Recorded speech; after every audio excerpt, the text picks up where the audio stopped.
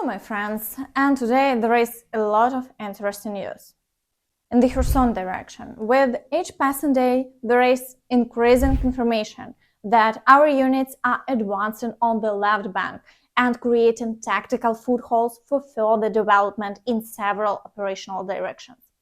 The occupiers understand that they miscalculated by launching a failed counteroffensive on the Zaporizhia front, and Zaluzhny is making a decision to break through precisely where the Russians have the least fortifications.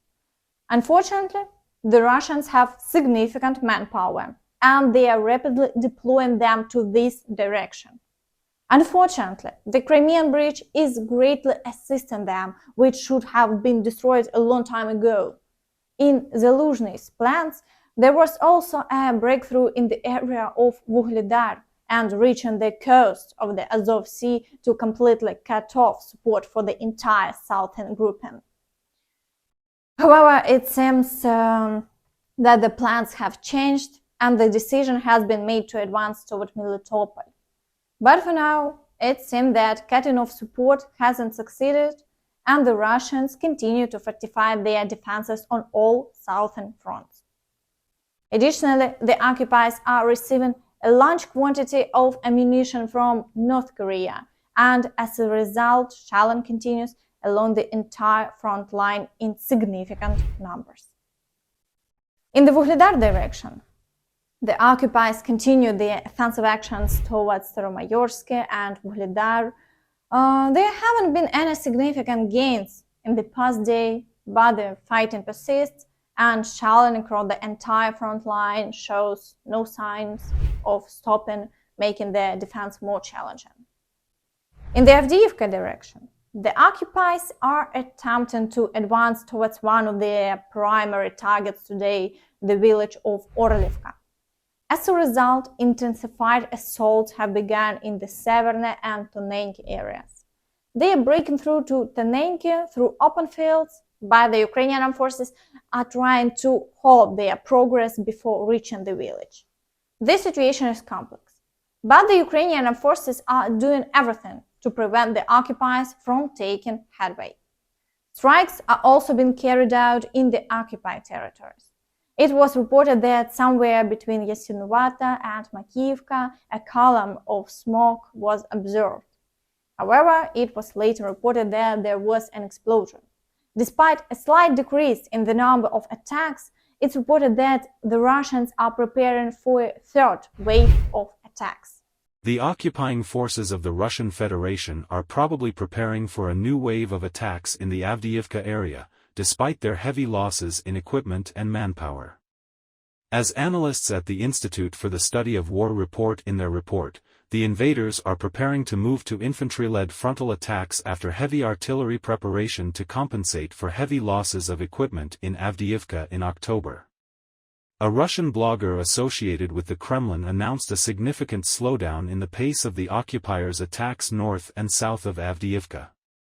In this area, the enemy is striking at Ukrainian advanced positions and the near rear. Russian forces may be conducting a campaign to intercept Ukrainian targets in the Avdiivka area, but this heavy fire is most likely air and artillery preparation for the battlefield before a new wave of Russian attacks, analysts say. In the Bakhmut direction, there is no change. It feels like the Russians are endless, and they continue their advances in the Klishchiivka and Andriivka areas without a pause. Despite suffering significant daily losses, the fighting in the village of Pivdenne continues unabated. They haven't made any progress in the past day, and the front line remains unchanged, but the battles persist. Впереди, мужики, впереди!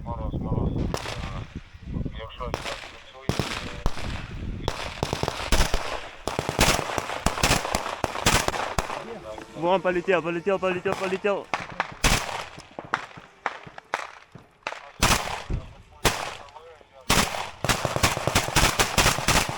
Блядь!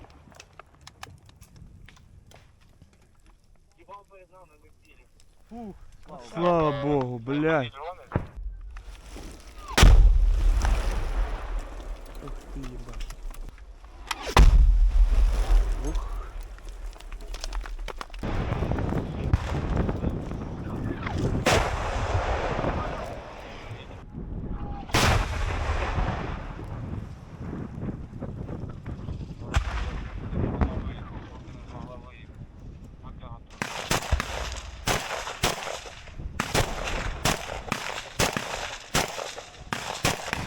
FPV.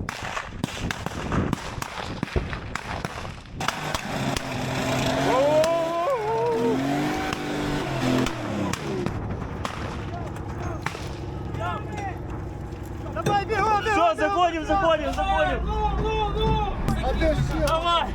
Все, погнали!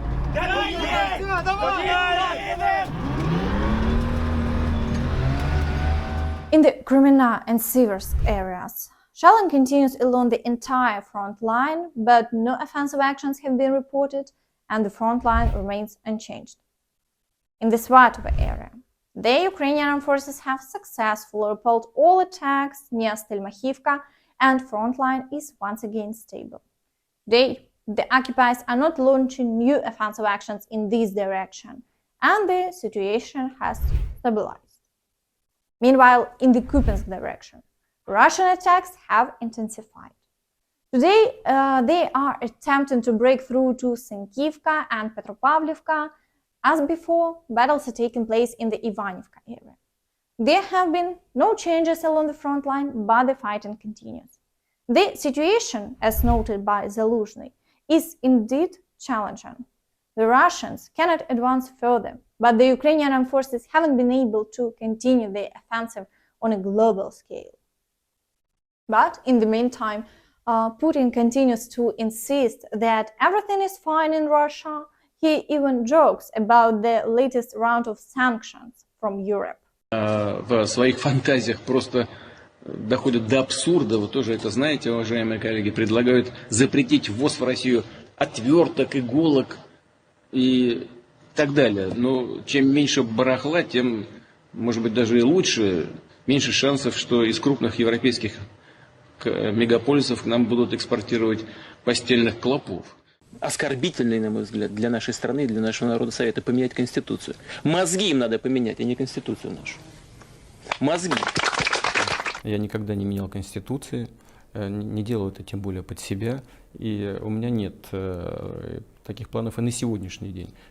Если бы я считал, что тоталитарная или авторитарная система является для нас наиболее предпочтительной, то я бы просто изменил Конституцию. Как вы понимаете, это было легко сделать. Это же не требует даже какого-то всенародного голосования. То я бы просто изменил Конституцию.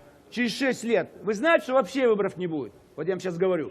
Девушка, вы на меня смотрите вопросы. Выборов больше не будет. Это были последние выборы президента. И надоело подтасовку делать. Будет госсовет, коллективный орган, где председатель госсовета с правами президента будет выбираться на заседании госсовета. А госсовет будет формироваться из лучших губернаторов, для видимости лучших, министров, сенаторов, депутатов. Человек 30-40. Владимир Владимирович, ассаламу алейкум. Алейкум ассалям. Если бы у нас складывались отношения с братской Украиной, я и сейчас говорю с братской, имея в виду, что этнический состав-то у нас братский в прямом смысле этого слова, нормально, по-современному, доброжелательно, в голову бы никому не приходило совершать действия, например, связанные с Крымом. Ну, как, если бы там было все хорошо, если... And that's all from me. Don't forget to like this video, subscribe to the channel and click the notification bell to stay updated on all the latest news. Thank you for watching and see you next time. Bye bye.